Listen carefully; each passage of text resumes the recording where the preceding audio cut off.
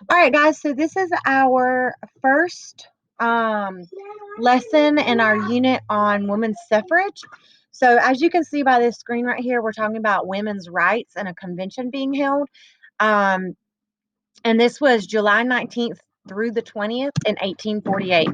So I'm just going to kind of give you the lowdown. One of the most important people that you need to know is this lady right here. Her name is Elizabeth Cady Stanton.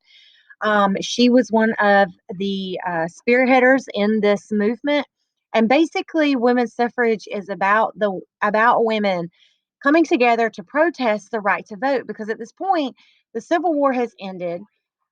Every male in the country that's a U.S. citizen has the right to vote, but females still can't vote. Okay, even African Americans that were slaves are given the right to vote. Okay, so Elizabeth Cady Stanton held public speeches about why it was important to accept women into the culture of being able to vote.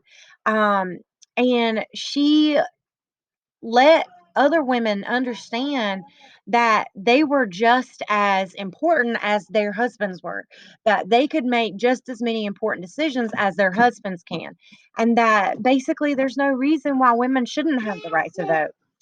So it says Stanton read the Declaration of Sentiments.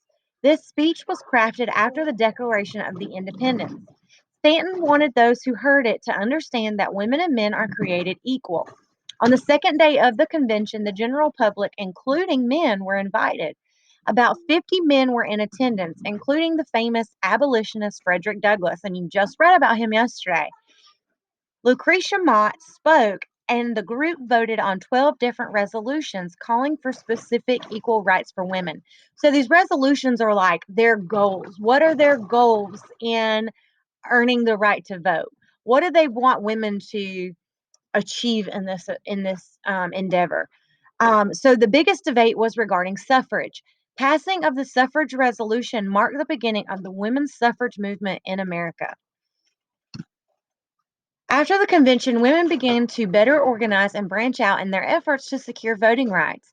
Just 2 weeks later, another convention was held in a bigger city nearby Rochester. Elizabeth Cady Stanton and Lucretia Mott joined forces with the suffragists in the fight for women to vote. Susan B. Anthony, who is someone we are going to discuss tomorrow, she is another very, very important spearheader in this movement, was also working for abolition. So not only was Susan B. Anthony a woman suffrage, but she also was an abolitionist. So she spoke out against slavery and fought for the right for women to be able to vote. So for the next 50 years, the two women formed a partnership and commitment to women's suffrage. Together, they wrote speeches and traveled all over the country and the world to speak about women's rights. They edited and published a women's newspaper called The Revolution from 1868 to 1870. In 1869, they formed the National Women's Suffrage Association. In July 1848, the convention was the first step towards recognizing women's rights. It would take more conventions, letter writing campaigns, speeches, protests, and more to guarantee women's suffrage. In the early parts of the 20th century, the women's suffrage movement was spearheaded by women such as Alice Paul and Carrie Chapman Catt. It wasn't until August 18th, 1920, that the 19th Amendment to the United States Constitution was finally ratified. Remember, ratifies means signed, approved, and added to the Constitution.